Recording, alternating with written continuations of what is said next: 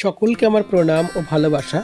Astro education Pradyut এই চ্যানেলে আপনাদের সকলকে স্বাগতম। আমি প্রদ্যুৎ স্যার চলে এসেছি আমার আজকের দিনের নতুন ভিডিও নিয়ে। আজকে যে কবিতাটি আলোচনা করব সেই কবিতাটি হচ্ছে ক্লাস 10-এর আফ্রিকা, রবীন্দ্রনাথ ঠাকুরের লেখা এই কবিতাটি। এখান থেকে বহু প্রশ্ন মাধ্যমিক পরীক্ষায় আসে, তাই আজকের কবিতাটি মাধ্যমিক পরীক্ষার্থীদের জন্য খুবই গুরুত্বপূর্ণ। আমরা কবিতায় যাবার আগে আমরা জেনে নেব যে কবিতাটির উৎস কী। কবিতাটির উৎস রবীন্দ্রনাথ ঠাকুরের পত্রপুট কাব্যগ্রন্থ থেকেই কবিতাটি নেওয়া হয়েছে। পরবর্তীকালে কিন্তু এই কবিতাটি সঞ্চয়িতা কবিতাতেও কিন্তু সঞ্চয়িতা যে কাব্যগ্রন্থ রয়েছে রবীন্দ্রনাথ তাতেও কিন্তু স্থান পেয়ে যায়। এবারে কবি পরিচিতিতে আমরা বলতে পারি যে রবীন্দ্রনাথ ঠাকুর সম্বন্ধে আমরা প্রত্যেকেই কম বেশি জানি যে 1861 খ্রিস্টাব্দের 7ই মে কলকাতার জোড়াসাঁকো ঠাকুর পরিবারে তিনি জন্মগ্রহণ করে তিনি তার লেখার মাধ্যমে, তার কর্মের মাধ্যমে বাঙালিকে বিশ্বের দরবারে পরিচয় ঘটিয়েছিলেন। তিনি রবীন্দ্রনাথ ঠাকুর, যিনি সাহিত্যের সর্বশ্রেষ্ঠ পুরস্কার নোবেল পুরস্কার তিনি নিয়ে এসেছিলেন। কবিতাটি সারাংশ বা বিষয় সংক্ষেপ আমরা বুঝে নেব।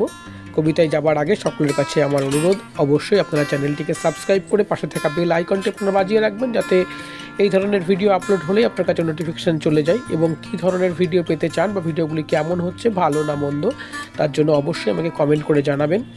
এবং ভিডিওগুলিকে অবশ্যই আপনারা একটু শেয়ার করবেন এবং লাইক করে সহযোগিতা করবেন। আমরা আজকের ভিডিওতে সম্পূর্ণ আলোচনা করব যে আফ্রিকা কবিতার বিষয়বস্তু বা বিষয় সংক্ষেপে কি বলা হয়েছে। তার আগে আমরা বিশেষ কিছু তথ্য কবিতাটি সম্পর্কে আমরা জেনে নিই।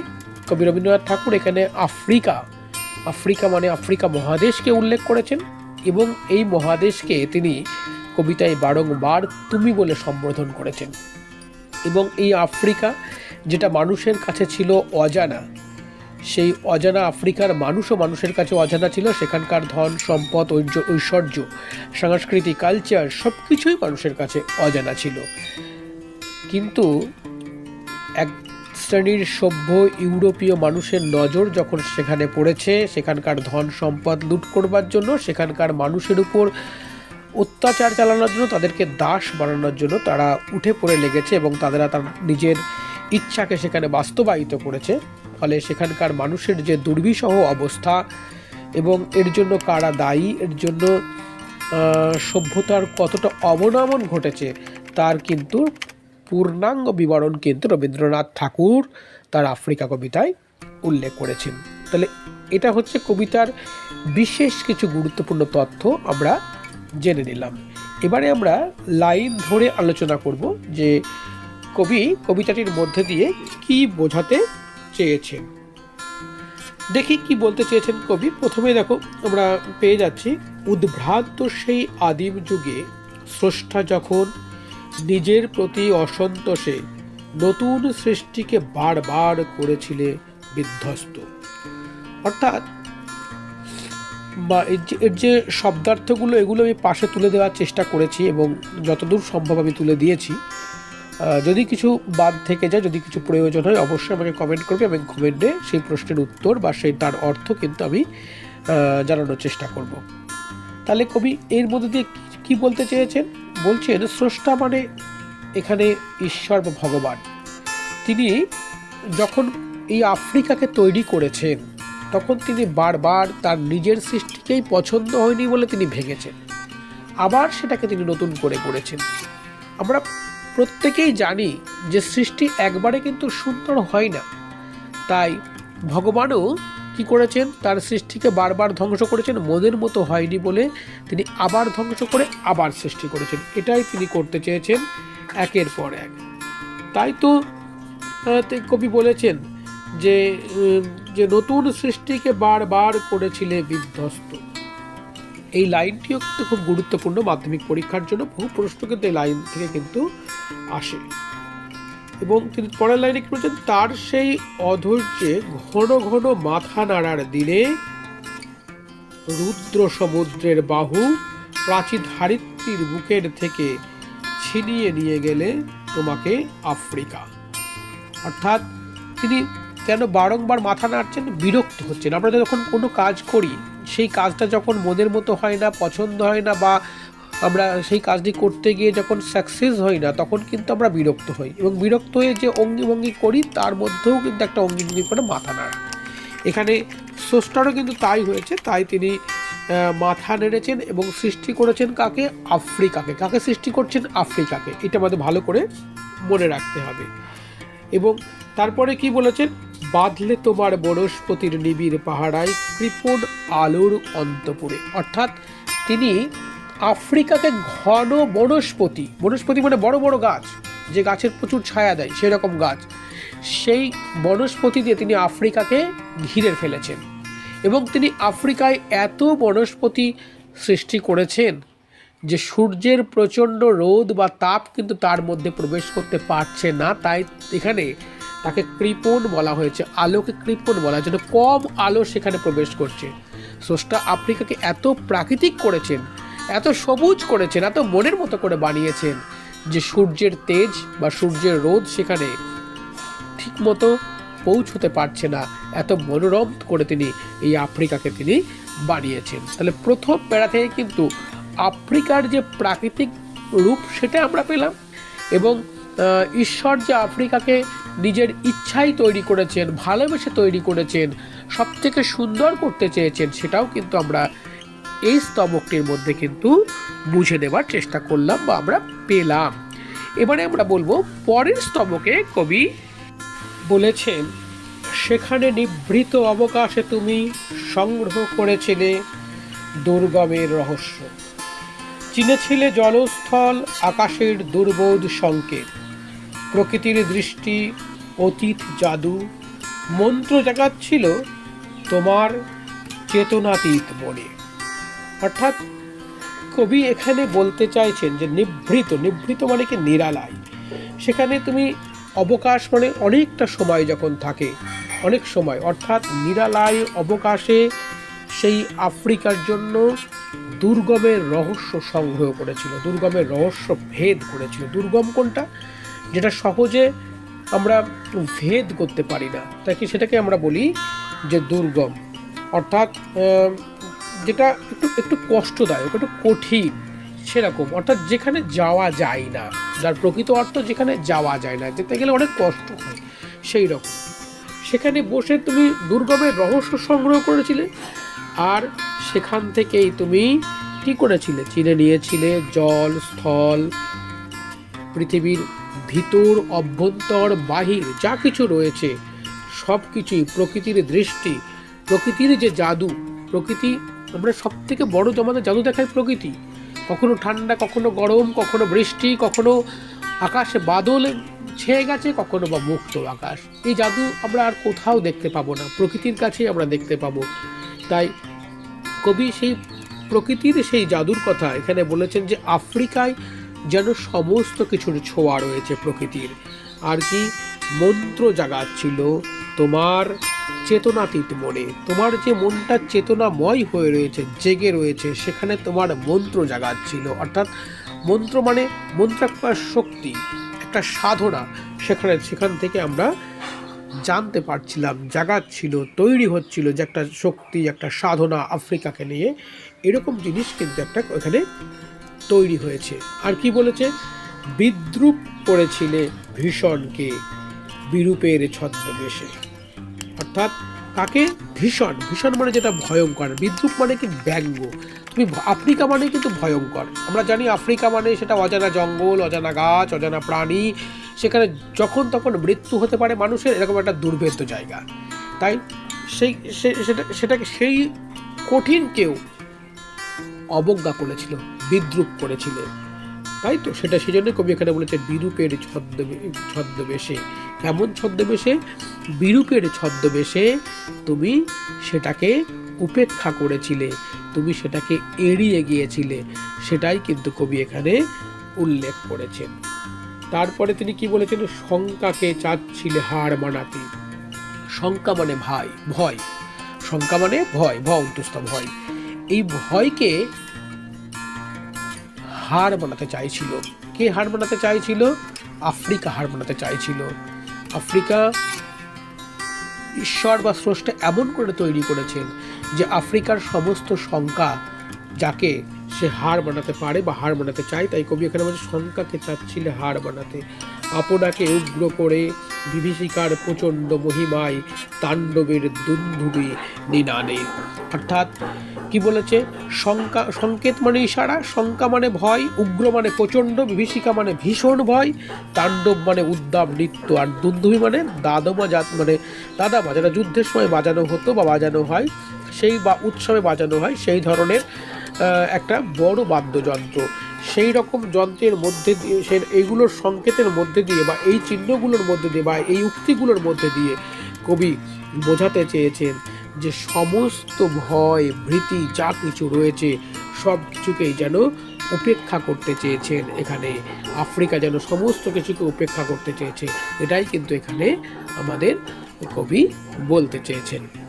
তাহলে দ্বিতীয় প্যারাতেও কিন্তু আমরা দেখে নিলাম যেখানে আফ্রিকার যে বর্ণনা, আফ্রিকার যে রূপ বা আফ্রিকার মধ্যে যে ভয়াবহতা রয়েছে, আফ্রিকার মধ্যে যে দুর্গম রয়েছে, আফ্রিকার মধ্যে যে বিভিন্ন ধরনের যেগুলো অজানা জিনিস রয়েছে, সেই তথ্যগুলো কিন্তু কবিতায় কবি এখানে একটা একটা করে তুলে এনেছেন তার দ্বিতীয় স্তবকের মধ্যে দিয়ে। তাহলে দ্বিতীয় স্তবকটা আমরা বুঝে নিলাম। ভিডিওটি যারা দেখছো প্রত্যেকের কাছে আমার বিনীত অনুরোধ, প্লিজ ভিডিওটিকে একবার লাইক সাবস্ক্রাইব করুন এবং ভিডিওগুলিকে অবশ্যই শেয়ার করবেন এবং মূল্যবান কমেন্ট করতে কখনোই ভুলবেন না। এবারে আমরা চলে যাব আমাদের পরবর্তী যে প্যারা রয়েছে সেই প্যারাতে, দেখি সেখানে কবি কি বলতে চেয়েছেন। এই প্যারায় প্রবেশের আগে বলে রাখি যে কবিতার প্রাণ কিন্তু এই প্যারাটি। কবি তার ভাবনাকে এই প্যারাটির মধ্যে দিয়েই কিন্তু বাস্তবায়িত করেছেন এবং আমাদের পরীক্ষাতেও যত বেশি আমরা দেখেছি যে যত বেশি প্রশ্ন আসে এই প্যারাটির মধ্যে থেকে কিন্তু আসে, সেজন্য এই প্যারাটি কিন্তু খুব খুব গুরুত্বপূর্ণ। এখানে কবি কি বলেছেন তার সেটা কিন্তু আমাদের খুব গুরুত্ব দিয়ে বুঝতে হবে। কি বলেছেন, হাই ছায়াবৃতা কালো ঘোমটার নিচে অপরিচিত ছিল তোমার মানব রূপ উপেক্ষার অবিল দৃষ্টিতে। অর্থাৎ আমরা প্রত্যেকেই জানি যে আফ্রিকা কিন্তু পৃথিবীতে আবিষ্কৃত যে কটি মহাদেশ রয়েছে তার সব থেকে শেষে আবিষ্কৃত হয়েছে কিন্তু আফ্রিকা। তাহলে আফ্রিকা মানুষের কাছে অজানা ছিল এবং আবিষ্কারের পরেও কিন্তু মানুষ সেখানে যেতে বা সেখানে বসবাস করতে একটু ভয় পেত, কেননা সেখানে নানান রকম রহস্য মৃত্যুর হাতছানি ছিল। তাই মানুষের কাছে সেটা অজানা ছিল, মানুষের কাছে সেটা অচেনা ছিল। সেই কথাটিকেই কবি এখানে বলছে যে অপরিচিত ছিল তোমার মানব রূপ, অর্থাৎ তোমার যে মানবীয় রূপ। আফ্রিকাকে তো কবি এখানে তুমি বলে বলেছে, সম্বোধন করেছেন বারবার, তাই তাকে মানবী হিসাবে দেখেছেন এবং তার সেই রূপটা, তার সেই সৌন্দর্যটা মানুষের কাছে কিন্তু একটু অচেনা ছিল এবং সেই জন্যই প্রাচীনকালে যখন মায়েরা যখন ঘোমটা দিত, সেই ঘোমটার নিচে যেমন তার মুখটা ঢাকা থাকতো, মায়ের মুখের সৌন্দর্য যেমন সহজে দেখা যেত না, ঠিক আফ্রিকাটাও ওই রকম ঘোমটা দিয়েছিল বলে কবি এখানে ঘোমটার প্রসঙ্গটা বলেছেন যে আফ্রিকার সৌন্দর্যটা ওই ঘোমটার নিচে ছিল। খুব ভালো করে সেটা আমরা তখন পৃথিবীর মানুষ দেখেনি। সেই কথাটাই কবি এই কটি লাইনের মধ্যে দিয়ে কিন্তু তুলে ধরার চেষ্টা করেছেন। এইবারে ভয়ঙ্কর সেই লাইন, এলো ওরা লোহার হাত করি নিয়ে, নখ যাদের তীক্ষ্ণ তোমার নেকড়ে এনেছেও, এলো মানুষ ধরার দল, গর্বে যারা অন্ধ তোমার সূর্যহারা অরণ্যের চেয়ে। অর্থাৎ এইবারে কবি বলেছেন যে এই আফ্রিকাতে নজর পড়েছিল কাদের, ইউরোপীয় ঔপনিবেশিকবাদ, সাম্রাজ্যবাদ, সেই শক্তির যারা নিজেদেরকে সভ্য বলে জারি করে, কিন্তু যাদের ভিতরে রয়েছে সব থেকে বেশি বর্বরতা, অসভ্যতা, সেই ইউরোপীয় মানুষগুলির দৃষ্টি কিন্তু এবার ইউরোপে এসে পড়েছে। তাই তারা লোহার হাত করে নিয়ে এসেছে। এখানে মানুষকে ভালোবেসে আসেনি, তারা কি করতে এসছে, মানুষকে পরাধীন করতে এসছে, মানুষ হয়ে মানুষকে দাস বানাতে এসছে এবং তার জন্য তারা হাত কড়ি নিয়ে তাদেরকে পরাধীন বানাবে বলে এবং সাথে করে যখন এসেছে হাত কড়িটা নিয়ে এসছে। আর এরা কেমন, এরা বনের যে হিংস্র নেকড়ে রয়েছে, যার থাবায় সবথেকে ভয়ানক তীক্ষ্ণ নখ রয়েছে বলে আমাদের সায়েন্স বলে থাকেন, কিন্তু তাদের থেকেও এক অদৃশ্য ভয়ানক নখ রয়েছে এই ইউরোপীয় সভ্য মানুষগুলির হাতে, যাদের থাবা থেকে এক সময়ে বিশ্ববাসী কেউ কিন্তু রক্ষা পায়নি। আজকে যখন তারা জানতে পারলো যে এই দুর্ভেদ্য আফ্রিকায় প্রচুর ধন সম্পদ রয়েছে, সেখানে প্রচুর মানুষকে কৃতদাসে পরিণত করা যাবে, তাই তারা সেখানে ছুটে এসেছেন। সেখানকার ধন সম্পদ, সেখানকার মানুষের সমস্ত কিছু চাওয়া পাওয়া আশা ভালোবাসাকে লুট করার জন্য তারা কিন্তু এখানে প্রবেশ করেছেন। তাই কবি তাদেরকে কিছুটা ব্যঙ্গের সুরে কিন্তু তার কবিতা এখানে স্থান দিয়েছেন। আর কি বলেছেন তারপরে আমরা জেনে নেব। সভ্যের বর্বর লোভ নগ্ন করলো আপর নির্লজ্জ অমানুষতা। অর্থাৎ যারা নিজেদেরকে সভ্য বলে জারি করে, তাদের সেই মানসিকতা, তাদের সেই আচরণ কিন্তু কি করেছে, তাদের অমানসিক যে ব্যবহার, তাদের যে নিষ্ঠুর আচরণ, তাদের যে সাম্রাজ্যবাদী প্রতিহিংসা মন, সেই মনে কিন্তু তাদের অমানসিকতার যে পরিচয় বা যে ছাপ তারা কিন্তু এখানে ফেলে দিল, সেটাই কিন্তু কবি এখানটায় বলেছেন। তারপরে কি বলেছেন, তোমার ভাষাহীন ক্রন্দনে বাষ্পাকুল অরণ্য পথে পঙ্কিল হলো ধূলি তোমার রক্তে অশ্রুতে মিশে। অর্থাৎ কবি এখানে আরও করুণ সুরে বলছেন, আরও বেদনাদায়ক হয়ে তিনি বলছেন যে আফ্রিকা তোমার যে অরণ্য পথ, আফ্রিকা তোমার যে নিজের সম্পদ, আফ্রিকা তোমার যা কিছু ছিল, অর্থাৎ তোমার সেই পথের ধূলিগুলো তোমার রক্তে, তোমারই পরিশ্রমে গড়ে ওঠা সেই পথগুলি আজকে সেই সভ্যতার মানুষগুলি জোর করে যখন তোমাকে দিয়ে খাটিয়ে নিচ্ছে, জোর করে যখন তোমার উপর অত্যাচার করছে, জোর করে যখন তোমার উপর অবিচার করছে, তখন কি হচ্ছে, সেই ধুলোগুলো কাদায় পরিণত হচ্ছে। সেটা বৃষ্টির জলে নয় বা অন্য কোনো জলে নয়, কিসে, তোমার অশ্রুতে, কান্না দিয়ে, তোমার রক্ততে, তোমার রক্ত সেখানে মিশছে, তোমার চোখের জল সেখানে মিশছে, মিশে সেই ধুলোগুলো কিন্তু পঙ্কিল অর্থাৎ কাদা হয়ে যাচ্ছে। কবি কিন্তু এই করুণ একদিকে, অন্যদিকে কিন্তু ব্যঙ্গাত্মকভাবে কিন্তু সভ্যতাকে বা ইউরোপীয় যে সাম্রাজ্যবাদকে তাকে কিন্তু কবি এখানে ব্যঙ্গ করে এই লাইন দুটো কিন্তু এখানে উল্লেখ করেছেন। এবার বললেন, দস্যু পায়ের কাটামারা জুতোর তলায় বিভৎস কাদার পিণ্ড।